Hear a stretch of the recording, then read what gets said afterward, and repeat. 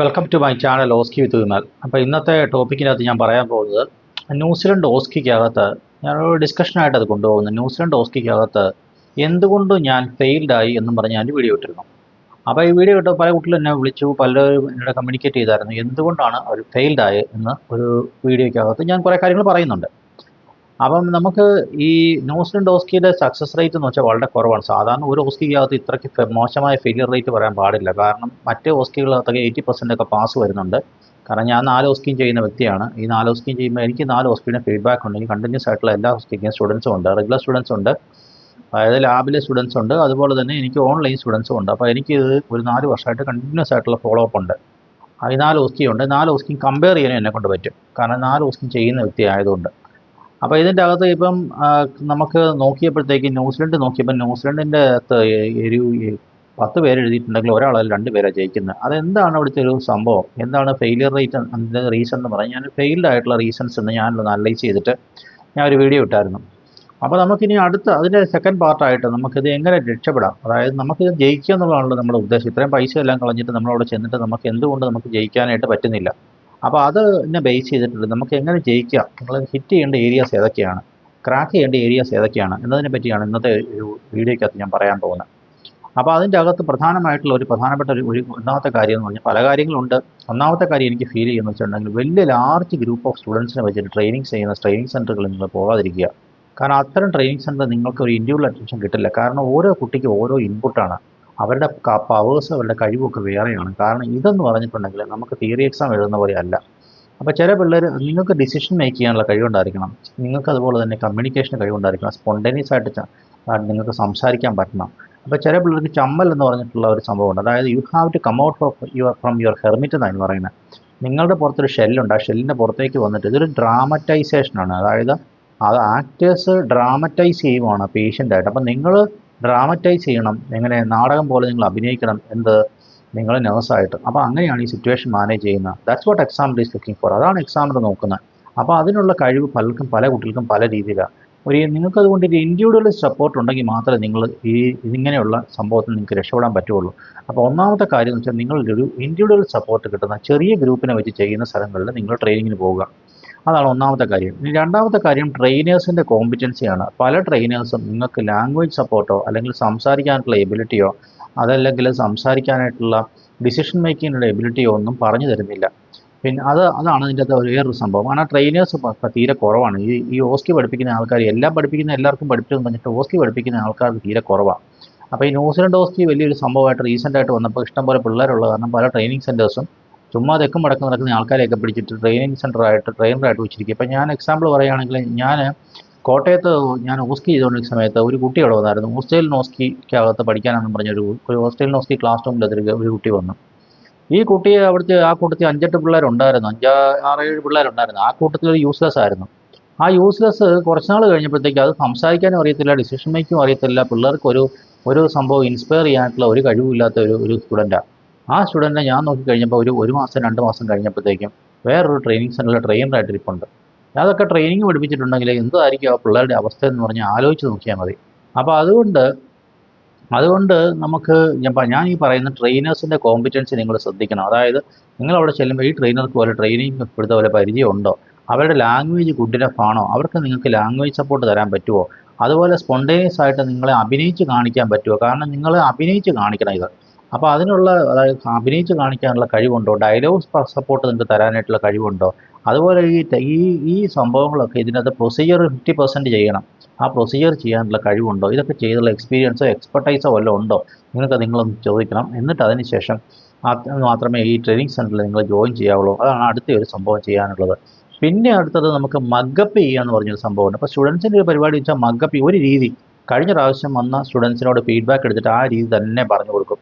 എന്നിട്ട് അത് തന്നെ, അതായത് കണ്ടിന്യൂസ് ട്രെയിനിങ് എന്ന് പറഞ്ഞ സാധനമുണ്ട്. രാത്രിയിലും പകലും ഒക്കെ ഞങ്ങൾക്ക് 24 hours ലാബുണ്ട്, 24 hours ട്രെയിനിങ് ഉണ്ടെന്ന് പറഞ്ഞ് ഓസ്ട്രേലിയക്കാർ ചെയ്തുകൊണ്ടിരുന്ന പരിപാടി ചെയ്താൽ ഇഷ്ടംപോലെ ആൾക്കാർ നോക്കുന്നുണ്ട് അതിൻ്റെ അകത്ത്.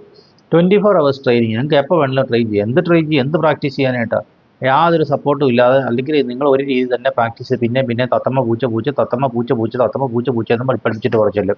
അത് ചിലയിടത്ത് വിജയിക്കും, പക്ഷേ ഓസ്കിയിൽ വിജയിക്കില്ല. കാരണം വെള്ളക്കാർ മണ്ടന്മാരല്ല, അവർ പൊട്ടന്മാരല്ല. നിങ്ങൾ ഇപ്രാവശ്യം പറഞ്ഞിരിക്കുന്ന സെനാരിയോയ്ക്കകത്ത് ആ പേഷ്യൻ്റ് ഇങ്ങനെയാണ് ബിഹേവ് ചെയ്യുമെങ്കിൽ അടുത്ത പ്രാവശ്യം ചെല്ലുമ്പോൾ ആ പേഷ്യൻ്റ് വേറൊരു കാര്യമായിട്ട് ചോദിച്ചുകൊണ്ട് വരുന്നത്. അപ്പോൾ നമ്മൾ പഠിച്ചിട്ടില്ല, എനിക്കറിയത്തില്ല, എനിക്ക് ചെയ്യാൻ പറ്റില്ല, ഞാൻ എന്ത് ചെയ്തു, ഞാൻ ഫെയിൽഡായി, എനിക്ക് അതിനകത്ത് പോയി സ്റ്റെപ്പ് പോലും എടുക്കാൻ പറ്റുന്നില്ല, കാരണം കഴിഞ്ഞ പ്രാവശ്യം ഞാൻ പ്രിപ്പയർ ചെയ്യുന്നത് ഇങ്ങനെയാണ്. അതുകൊണ്ട് മൾട്ടിപ്പിൾ സെനാരിയോസ് പഠിപ്പിച്ചു കൊടുക്കുന്ന സെൻറ്ററുകളിൽ, അതായത് പല കാര്യങ്ങളും പഠിപ്പിച്ചു കൊടുക്കുക. ആ സെനാരിയോയിൽ അങ്ങനെ വന്നാൽ ഇങ്ങനെ, ഇങ്ങനെ വന്നാൽ അങ്ങനെ, അങ്ങനെ വന്നാൽ ഇങ്ങനെ, എല്ലാം പഠിപ്പിച്ചെടുക്കുക. സ്വന്തമായിട്ട് ഡിസിഷൻ എടുത്തിട്ട് പ്രൊസീഡ് ചെയ്യാനായിട്ട് പറ്റുന്ന ലെവലിലോട്ട് നിങ്ങളെ കൊണ്ടുപോകാൻ, നിങ്ങളെ മോൾഡ് ചെയ്യാൻ പറ്റുന്നുണ്ടെങ്കിൽ, അത് ഷോർട്ട് ഗ്രൂപ്പിന് മാത്രമേ പറ്റുകയുള്ളൂ, ഉണ്ടെങ്കിൽ മാത്രം നിങ്ങൾ അവിടെ അപ്രോച്ച് ചെയ്യുക. അതാണ് നിങ്ങൾ ട്രെയിനിങ്ങിനകത്ത് പിന്നെ അടുത്ത് ശ്രദ്ധിക്കേണ്ട ഒരു കാര്യം. അതുപോലെ തന്നെ വേറൊരു സംഭവം എന്ന് പറഞ്ഞാൽ, ഈ പല കുട്ടികളുടെയും ക്ലിനിക്കൽ എക്സ്പീരിയൻസ് വളരെ മോശമായിരിക്കും. ഇപ്പോൾ ക്ലിനിക്കൽ എക്സ്പീരിയൻസ് ഉള്ളത് തന്നെ അവരുടെ അകത്ത് ഇപ്പം കോമ്പിറ്റൻ്റ് ഫണ്ടമെൻറ്റൽസ് ഓഫ് നഴ്സിങ്ങിൻ്റെ, അത് ബേസിക് കെയറിൻ്റെ ക്ലിനിക്കൽ എക്സ്പീരിയൻസ് വളരെ കുറവായിരിക്കും. അപ്പോൾ അതില്ലാത്ത ആൾക്കാരെ നമുക്ക് അതിൻ്റെ അകത്തേക്ക് വളരെ നമ്മൾ തറവായിട്ട് ഇൻപുട്ട് കൊടുക്കണം. ഇപ്പോൾ ഞാൻ റീസെൻ്റ് ആയിട്ടൊരു വന്നപ്പോൾ സമയത്ത് ഒരു ഹോസ്റ്റൽ നോക്കി ഒരു സ്റ്റുഡൻ്റ് എൻ്റെ ലാബ് ക്ലാസ്സിൽ വന്നു. അപ്പോൾ ലാബിൻ്റെ അകത്ത് കുറേ പിള്ളേരുണ്ട്. അതിനകത്ത് ഒരു കുട്ടിയെ കൊണ്ട് ഞാൻ ചോദിച്ചപ്പോൾ ആ കുട്ടിയോട് എന്നോട് പറഞ്ഞു, സാറേ ടേബിൾ ട്രോളി ക്ലീനിങ് ചെയ്യുന്ന സമയത്ത് ഞാൻ ചോദിച്ചു, നിങ്ങൾ ബെഡ് മേക്കിങ്ങിൻ്റെ അകത്ത് ബെഡ് മേക്കിംഗ് ചെയ്യുന്ന സമയത്ത് ബെഡ് ക്ലീൻ ചെയ്തിട്ട് ബെഡ് മേക്കിംഗ് ചെയ്യുന്ന ഒരു പ്രോസസ് ഉണ്ട് നമ്മുടെ ഫണ്ടമെൻറ്റ്സ് ഓഫ് നഴ്സിങ്ങിൻ്റെ അകത്ത് ഫസ്റ്റ് ഇയറിൽ, അതുപോലെ ചെയ്തിട്ടുണ്ടെന്ന് ചോദിച്ചു. അങ്ങനത്തെ സാധനം കണ്ടിട്ടുമില്ല, കേട്ടുമില്ല. ഒരു കോളേജിൽ നിന്ന് പഠിച്ചിട്ട് വന്നാൽ, കോളേജിൻ്റെ പേര് ഞാൻ പറയുന്നില്ല. അപ്പോൾ എല്ലാ പിള്ളേർക്കും ഞാൻ പറഞ്ഞു വന്നത്, നമുക്കിപ്പോൾ കോളേജിന് കുറ്റം പറയേണ്ട, കാരണം പലരുടെയും കോമ്പറ്റൻസിയും പലരുടെയും എക്സ്പീരിയൻസും എക്സ്പെർട്ടൈസും ട്രെയിനിങ്ങും ഒക്കെ ഡിഫറൻ്റ് ആണ്. ഇപ്പോൾ നമ്മുടെ നാടുകളിലൊക്കെ ഇഷ്ടംപോലെ തട്ടിക്കൂട്ട് കോളേജുകളൊക്കെ വന്നിട്ടുണ്ട്. അപ്പോൾ ഈ തട്ടിക്കൂട്ട് കോളേജിൽ നിന്നും പ്രോപ്പറായിട്ട് ഫണ്ടമെൻറ്റ്സ് ഓഫ് നഴ്സിംഗിനൊന്നും ഇൻപുട്ട് കൊടുക്കാൻ പറ്റാത്ത ടീച്ചേഴ്സ് ഉണ്ട്. അതായത് ടീച്ചേഴ്സിൻ്റെ പ്രത്യേകിച്ച് MSc പഠിച്ചു കഴിഞ്ഞാൽ പിന്നെ അവർക്ക് ഫണ്ടമെൻറ്റൽസ് അവർക്ക് അലർജിയാണ്. അവർക്ക് without basics there is no nursing at all എന്ന് പറഞ്ഞ് എൻ്റെ ടീച്ചറിനോട്, എൻ്റെ പ്രൊഫസറിനോട് പറഞ്ഞു ഞാൻ ഓർക്കുന്നുണ്ട്. അതായത് ബേസിക് പഠിക്കാതെ പിള്ളേരെ മുകളിലോട്ട് കയറ്റി വിടും. അവരിത് കഴിഞ്ഞ് ബേസിക് വരുമ്പോഴത്തേക്കും വെപ്രാളപ്പെടുക ചെയ്യുന്നത്. അപ്പോൾ ഇവിടെ ഇത് ബേസിക് ആയിട്ടുള്ള കെയറാണ് നിങ്ങളോട് ചോദിക്കുന്നത്. അതിൻ്റെ അകത്ത് മോശമാണെങ്കിൽ നിങ്ങൾ അതിൻ്റെ അകത്ത് മാക്സിമം നിങ്ങൾ ഇൻപുട്ട് ചെയ്തെടുക്കണം, അതിൻ്റെ അകത്ത് ട്രെയിൻ ചെയ്തെടുക്കണം. അതാണ് നിങ്ങൾക്ക് എടുക്കേണ്ട, അതായത് സുസ്കി ജയിക്കാനുള്ള മറ്റൊരു ടിപ്പ്. അതുപോലെ തന്നെ അടുത്ത സംഭവം എന്ന് വെച്ചിട്ടുണ്ടെങ്കിൽ, ഡിഫറെൻറ്റ് ടൈപ്പ് ഓഫ് പേഷ്യൻസ് നിങ്ങളുടെ മുമ്പിൽ വരുന്നുണ്ട്, ഡിഫറെൻറ്റ് ടൈപ്പ് ഓഫ് സെനാരിയോസ് വരുന്നുണ്ട്. അപ്പോൾ ഡിഫറെൻറ്റ് ടൈപ്പ് ഓഫ് പേഷ്യൻസിന് ഡിഫറെൻറ്റ് ടൈപ്പ് ഓഫ് സെനാരിയോസ് വരുന്ന സമയത്ത് നിങ്ങൾ സ്പോണ്ടേനിയസ് ആയിട്ട് ഡിസിഷൻ എടുക്കണം. അപ്പോൾ ട്രെയിനിങ് ഒരു മോഡലായിട്ട് എടുത്തിട്ട് അവിടെ നിങ്ങൾ സ്വന്തമായിട്ട് ഡിസിഷൻ എടുക്കാനായിട്ട് നിങ്ങളെ ട്രെയിൻ ചെയ്തെടുക്കാൻ നിങ്ങൾ ട്രെയിനർ കഴിവുണ്ടോ നിങ്ങൾ ചെക്ക് ചെയ്യണം. ഉണ്ടെങ്കിൽ ഗുഡ് ഇനഫ് ആണ്, ഇല്ലെങ്കിൽ അതിൻ്റെ അകത്ത് നമുക്ക് ട്രെയിനിങ് എടുക്കാനായിട്ടുള്ള ശ്രമിക്കണം. അത്തരം ട്രെയിനിങ്ങുകളിലേക്ക് ശ്രദ്ധിക്കുക. അതുപോലെ തന്നെ വേറൊരു സംഭവം എന്ന് പറഞ്ഞിട്ടുണ്ടെങ്കിൽ, ഇതൊരു ഡ്രാമറ്റൈസേഷനാണ്. അപ്പോൾ ഈ ഡ്രാമറ്റൈസേഷൻ്റെ പ്രത്യേകത എന്ന് വെച്ചിട്ടുണ്ടെങ്കിൽ, ആ പേഷ്യൻ്റ് ആക്ടർ പേഷ്യൻ്റായിട്ട് ഡ്രാമറ്റൈസ് ചെയ്യുന്നു. നിങ്ങൾ നേഴ്സായിട്ട് നിങ്ങൾ ഡ്രാമറ്റൈസ് ചെയ്യണം. ഇത് നാടകമാണ്. അപ്പോൾ ഈ നാടകത്തിൻ്റെ അകത്ത് നിങ്ങൾ അഭിനയിക്കണം. നിങ്ങൾ അഭിനയിക്കുമ്പോൾ അതിൻ്റെ അകത്ത് അവിടെ കുറേ സെനാരിയോസ് വരും. പേഷ്യൻ്റ് ഡിഫറൻ്റ് ആയിട്ട് ബിഹേവ് ചെയ്യും, ബിസെയറായിട്ട് ബിഹേവ് ചെയ്യും. അപ്പോൾ ഇതിനു മുമ്പ് ഞാൻ പറഞ്ഞത് റെഗുലേറ്ററി ഓസ്കിയുടെ കാര്യം പറഞ്ഞു. ന്യൂസിലൻഡ് റെഗുലേറ്ററി ഓസ്കിയാണ്. പ്രത്യേകിച്ച് UK ഓസ്കിക്കകത്ത് റെഗുലേറ്ററി ഓസ്കി ആണെങ്കിൽ അവർ ഫുള്ളായിട്ട് റെഗുലേറ്ററി ഓസ്കിയിലോട്ടല്ല പോകുന്നത്. റെഗുലേറ്ററി ഓസ്കി എന്ന് പറഞ്ഞിട്ടുള്ള ആക്ച്വൽ ക്ലിനിക്കൽ സെനാരിയോ റീക്രിയേറ്റ് ചെയ്തിരിക്കുക. അവിടെ പേഷ്യൻ്റ് വയലൻ്റ് ആയിട്ട് ബിഹേവ് ചെയ്യും, പേഷ്യൻ്റ് നിങ്ങളോട് കോപ്പറേറ്റ് ചെയ്യുന്നില്ല, പേഷ്യൻ്റ് ചീത്ത വിളിക്കുന്നു, പേഷ്യൻ്റ് ഓടുന്നു, ചാടുന്നു, പേഷ്യൻ്റ് ബിസെയർ ആയിട്ടുള്ള പേഷ്യൻ്റ് ഡിമാൻഡ്സ് ഒക്കെ വെക്കുന്നു, നോൺസെൻസ് ആയിട്ട് പേഷ്യൻ്റ് പറയുന്നു, പട്ടിയുടെയും പൂച്ചയൊക്കെ കാര്യങ്ങൾ പറയുക, എൻ്റെ പട്ടി ഇവിടെ വീട്ടിൽ ഒറ്റയ്ക്കിരിക്കുക, പൂച്ച ഒറ്റയ്ക്കിരിക്കുക, അതല്ലെങ്കിൽ എനിക്ക് ചാർജർ ഇല്ല, അല്ലെ വേറെ എന്തെങ്കിലും സാധനം കിട്ടാനില്ല, എനിക്ക് അവിടെ പറഞ്ഞ് ബഹളം വയ്ക്കുന്നു, ഇറങ്ങിപ്പോകാൻ ശ്രമിക്കുന്നു, അങ്ങനെ വയലൻ്റ് ആയിട്ട് പേഷ്യൻ്റ് ബിഹേവ് ചെയ്യുന്നു. അപ്പം ഈ സ്റ്റുഡൻസ് ആ വെപ്രാളപ്പെട്ട് പോവുക. സെനാരി അവർക്ക് പ്രോപ്പറായിട്ട് ഡിസ്ക്രൈബ് ചെയ്ത് കൊടുത്തില്ലെങ്കിൽ സ്റ്റുഡൻസ് വെപ്രാളപ്പെട്ടു. ഇപ്പം നമ്മളിപ്പോൾ ഇപ്രാവശ്യം പട്ടി ചോദിച്ചുകൊണ്ട് വരുന്ന ആക്ടർ വരുന്നു, അടുത്ത പ്രാവശ്യം അവൻ ചിലപ്പം ചോദിക്കുന്നത് അവൻ്റെ മമ്മ വീട്ടിൽ ഒറ്റയ്ക്ക് ഇരിക്കുമായിരിക്കും. അപ്പോൾ വേറെ ആൾക്കാർക്ക് അത് എസ്കലേറ്റ് ചെയ്യേണ്ട ആവശ്യമുള്ളതെന്നത്. അപ്പോൾ അത് പ്രോപ്പറായിട്ട് ചെയ്യാനായിട്ട് പറ്റത്തില്ലാത്തതിൻ്റെ ഒരു സംഭവമുണ്ട്. പിന്നെ ഒരു സംഭവം എന്ന് വെച്ചിട്ടുണ്ടെങ്കിൽ, നമുക്ക് റോട്ടാ ലേണിംഗ് എന്ന് പറഞ്ഞ സാധനമുണ്ട്. റോട്ടാ ലേണിംഗ് ചില ഉരുവിട്ട് തത്തമ്മേ പൂച്ച ഇങ്ങനെ പഠിക്കുക. അപ്പോൾ തത്തമ്മേ പൂച്ച എന്ന് പഠിച്ചു കഴിഞ്ഞിട്ടുണ്ടെങ്കിൽ നിങ്ങൾക്ക് ഒരിക്കലും അത് ചെയ്യാൻ പറ്റത്തില്ല. കാരണം ഇത് അങ്ങനെയുള്ളൊരു എക്സാമിനേഷൻ അല്ല. നിങ്ങൾ നാച്ചുറലി ബിഹേവ് ചെയ്യണം. അപ്പോൾ നമ്മൾ നാച്ചുറൽ ക്ലിനിക്കൽ സെനാരിയോസ് പല മൾട്ടിപ്പിൾ ചാൻസസ് ഇങ്ങനെ വരാം അങ്ങനെ വരാം, അതിനൊക്കെ നിങ്ങൾ പ്രിപ്പയർഡ് ആയിട്ട് പോകണം.